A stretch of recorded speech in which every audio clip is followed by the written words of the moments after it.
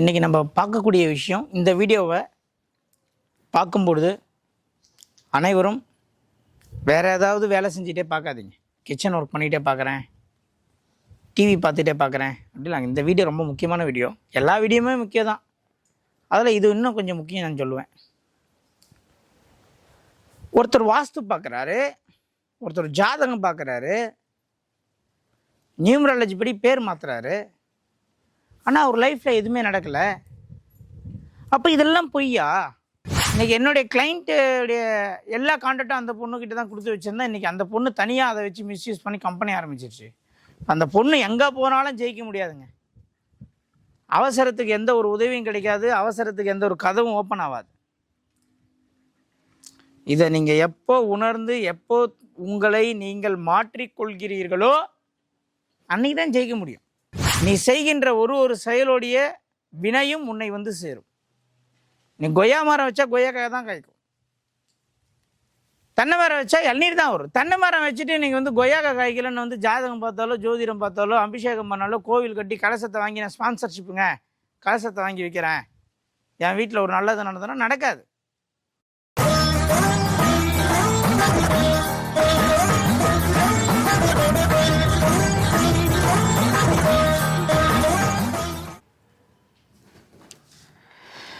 அனைவருக்கும் வணக்கம். நான் உங்கள் PMK சம்பத் சுப்பிரமணி.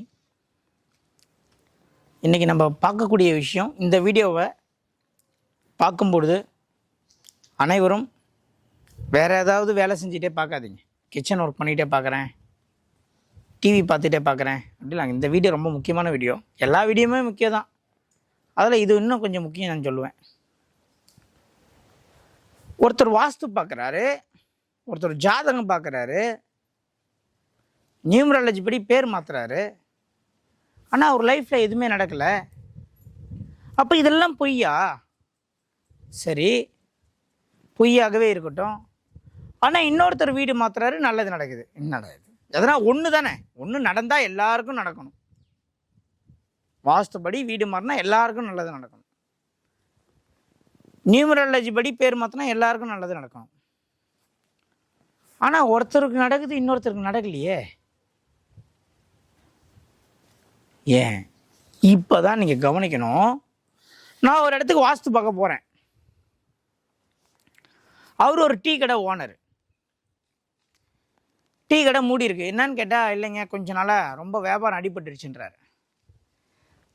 கடையை திறக்கிறோம், உள்ளே பார்த்துட்டேன். கடை உள்ள டீ கடை எப்படி இருக்கும்? ஒரு ஸ்கொயராக 10க்கு 10 இருக்கும் இல்லையா? பார்த்துட்டேன்.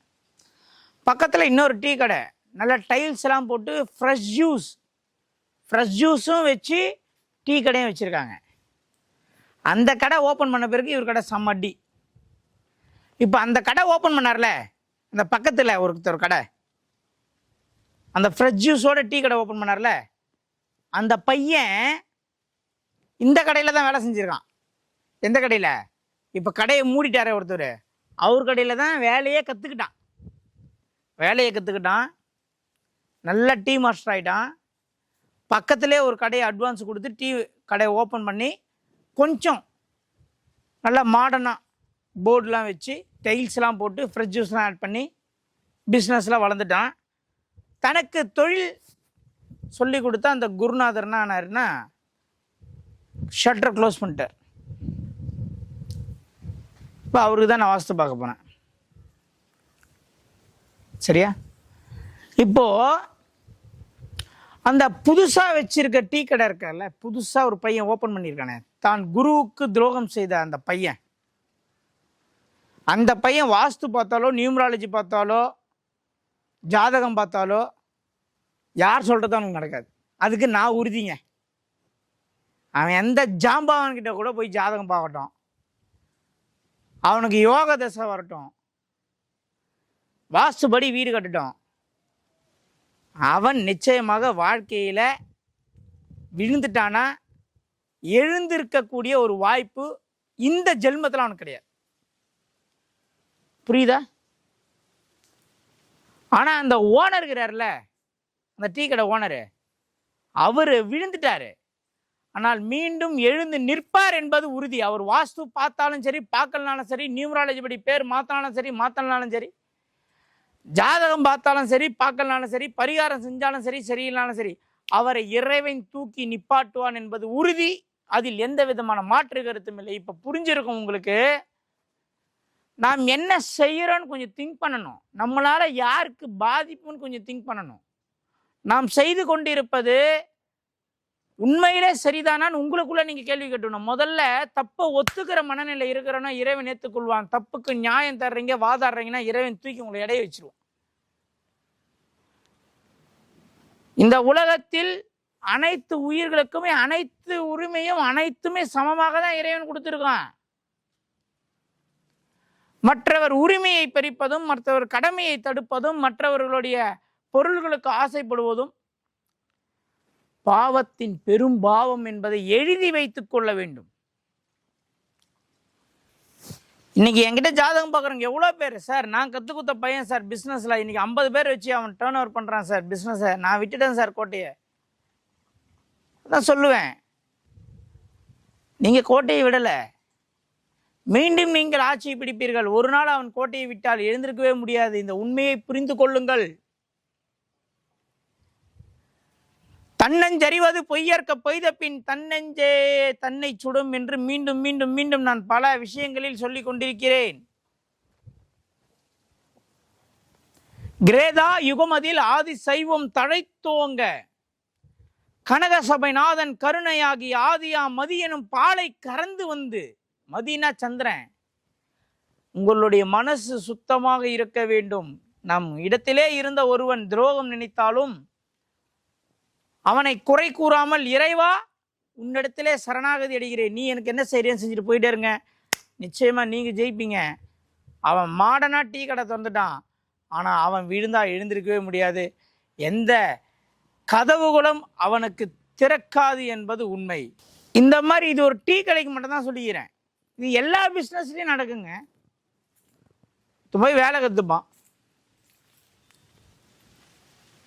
முதல்ல ஒரு மேஸ்திரியாக இருப்பான், அப்புறம் அவரே பில்டிங் எடுத்து செய்வார், அப்புறம் அவனை கீழே ஒரு மேஸ்திரி, அவன் ஒரு பில்டிங் எடுத்து செய்வான். இது எல்லா துறையிலும் நடக்கக்கூடிய ஒரு தவறு. அப்போ அந்த டீ கடை ஓனர் என்கிட்ட உட்காந்து பேசும்போது என்ன சொன்னார்னா, அந்த கடை எப்படி தெரியுமா இருக்கும், அந்த டீ கடை பழைய பாய்லர், அந்த பித்தளையில் ஒரு ஃபேனு, ஒரு குடத்துல ஒரு கிளாஸ் தண்ணி குடிக்க, இந்த கடைங்க. அந்த பையன் ஓப்பன் பண்ணிக்கிறான்ல, வேற லெவலில் இருக்கு கடை. இப்போ எல்லாருக்கும் டவுட் என்ன தெரியுமா வரும், துரோகம் செய்தவன் நல்லா தானே இருக்கிறான், நல்லா தானே பிஸ்னஸ் பண்ணுறான், நல்லா தானே கடை வச்சிருக்கான், அப்போ கடவுள் இருக்கானா இல்லையா நீங்கள் கேட்பீங்க. நான் என்ன சொல்கிறேன், அவன் கடை ஓப்பன் பண்ண உடனே அவன் ஜெயிச்சிட்டான்னு கிடையாது. அவன் கடையை எத்தனை ஆண்டுகள் நடத்துகிறான் அப்படின்னு நம்ம பார்க்கணும். இந்த மாதிரி உங்க வாழ்க்கையில ஒரு ஒரு ஒரு ஒரு மேடம் வந்து சொல்றாங்க, என் கூடவே இருந்து அனைத்து விஷயங்களையும் கற்றுக் கொடுத்தேன், இன்னைக்கு அந்த பொண்ணு பெரிய லெவலில் வளர்ந்துச்சு சார், இன்னைக்கு என்னுடைய கிளைண்ட்டுடைய எல்லா கான்டாக்டும் அந்த பொண்ணுக்கிட்ட தான் கொடுத்து வச்சிருந்தேன், இன்னைக்கு அந்த பொண்ணு தனியாக அதை வச்சு மிஸ்யூஸ் பண்ணி கம்பெனி ஆரம்பிச்சிருச்சு. அந்த பொண்ணு எங்கே போனாலும் ஜெயிக்க முடியாதுங்க. அவசரத்துக்கு எந்த ஒரு உதவியும் கிடைக்காது, அவசரத்துக்கு எந்த ஒரு கதவும் ஓப்பன் ஆகாது. இதை நீங்கள் எப்போ உணர்ந்து எப்போ உங்களை நீங்கள் மாற்றிக்கொள்கிறீர்களோ அன்னைக்கு தான் ஜெயிக்க முடியும். இப்போ இந்த டீ கடைக்காரர் இருக்கிறார்ல, இவருக்கு ஆட்டோமேட்டிக்காகவே ஒருத்தவங்க வந்து வழிகாட்டு போயிடுவான். ஏன்னா இவர் செய்த தர்மம். யாருனே தெரியாது, ரோட்டில் ஒருத்தர் போவார், அவர் கூட்டு ஒரு விஷயத்த சொல்லுவார், இவர் கேட்பார், மீண்டும் டீ கடையை ஓப்பன் பண்ணுவார், வாழ்க்கையில் ஜெயிச்சிருவார்.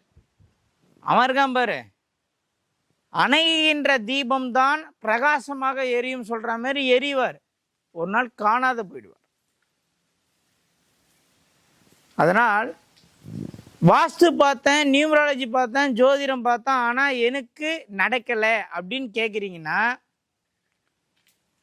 நம்மளால யாருன்னா பாதிக்கப்பட்டு இருக்கிறாங்களான்னு முதல்ல யோசிக்கணுன்றேன். நம்மளால யாருன்னா பாதிக்கப்பட்டு இருக்கிறாங்களா? யாரும் பாதிக்கப்படலை. அப்போ உங்களுக்கு நடக்கும், கொஞ்சம் காலதாமதமாக நடக்கும் கிரக சூழ்நிலைகள் அடிப்படையில். ஒருவேளை யாருன்னா உங்களால் பெரும் அளவில் பாதிக்கப்பட்டிருந்து நீங்கள் அஸ்ட்ராலஜியோ வாஸ்துவோ பார்த்தாலும் அது இப்போது அந்த புதுசாக ஒருத்தவன் கடை ஓப்பன் பண்ணிட்டான், குருநாதருக்கு துரோகம் பண்ணிட்டான், இவனுக்கு ஒரு பரிகாரம் சொன்னால் பழிச்சிருமா சொல்லுங்கள்? அப்படி பழிச்சிருச்சுன்னா அப்போ அந்த குரு துரோகன்றதுக்கு என்னதான் அர்த்தம்? அப்போ இறைவனே இல்லையே. இதை தான் நீங்கள் திங்க் பண்ணி உங்களுக்கு ஒரு விஷயம் தள்ளி போகுது, நடக்கலைன்னா உங்களால் யார் பாதிக்கப்பட்டிருக்காங்க, உங்களுடைய செயல் யாரை துன்புறுத்தியிருக்கிறது, யார் மனதளவில் உடல் அளவில் உங்களால் காயப்பட்டிருக்காங்க, கஷ்டப்பட்டிருக்காங்கன்னு யோசித்தா மட்டும்தான் இதெல்லாம் ரிசல்ட் வரும். இதை நீங்கள் செல்ஃப் ரியலைஸ் பண்ணலன்னா கண்கட்ட பிறகு தான் சூரிய நமஸ்காரம் பண்ணுவீங்க. இது என்கிட்ட அடிக்கடி நிறைய பேர் கேட்டுகிட்டே இருக்கிறீங்க, வாய்ஸ் மெசேஜில், மெயிலில், ஆஃபீஸ் நம்பருக்கெலாம். சார் எல்லாருக்கும் நடக்குது, எனக்கு நடக்கலைன்னா இருமா வீடியோ போடுறேன்னு சொல்லியிருந்தேன், அதுதான் இந்த வீடியோ போட்டேன். முதல்ல உக்காஞ்சி நம்மளால் யார் பாதிக்கப்பட்டுக்கிறாங்கன்னு யோசிக்கணும். முதல்ல அங்கே உங்கள் மனசு அதுக்கு இடம் கொடுக்கணும்.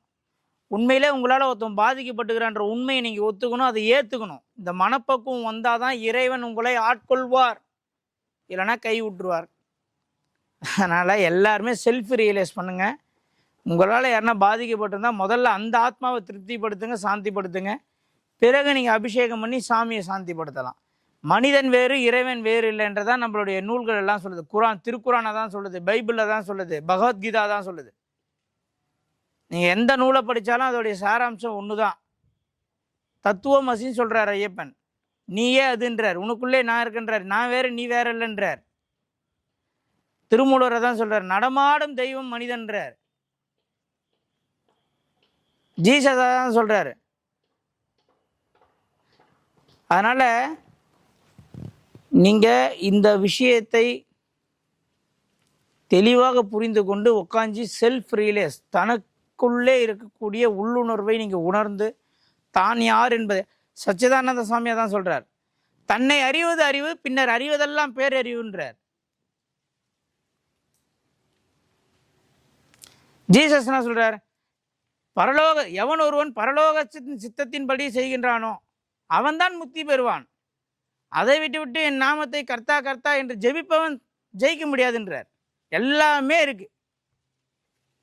நபிகள் நாயகம் என்ன சொல்றார்? உயிர்வதை செய்வது மிகப்பெரிய பாவன்றார். எல்லாமே என்கிட்ட ப்ரூஃப் இருக்குங்க. மொத்த நூல்களுடைய சாராம்சம் என்ன? நீ செய்கின்ற ஒரு செயலுடைய வினையும் உன்னை வந்து சேரும். நீ கொய்யா மரம் வச்சா கொய்யாக்காய் தான் காய்க்கும், தென்னை மரம் வச்சா இளநீர் தான் வரும். தென்னை மரம் வச்சுட்டு நீங்கள் கொய்யாக்காய் காய்க்கலன்னு ஜாதகம் பார்த்தாலோ ஜோதிடம் பார்த்தாலோ அபிஷேகம் பண்ணாலோ கோவில் கட்டி கலசத்தை வாங்கி நான் ஸ்பான்சர்ஷிப்புங்க கலசத்தை வாங்கி வைக்கிறேன், என் வீட்டில் ஒரு நல்லது நடந்ததுன்னா நடக்காது.